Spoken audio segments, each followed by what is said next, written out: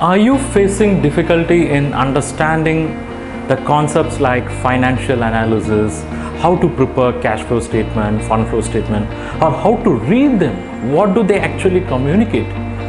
Whether cost of capital and capital structuring concepts and case studies are nightmare for you?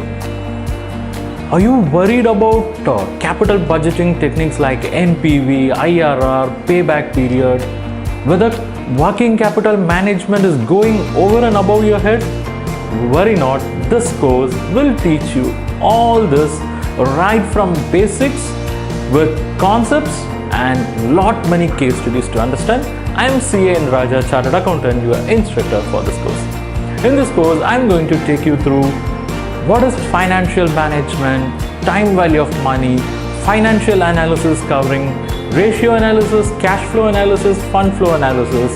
Then I'll take you through cost of capital, capital budgeting, sources of finance, then the very most important area, investment decisions, that is capital budgeting, covering your NPV, IRR, MIRR, payback period, discounted payback period.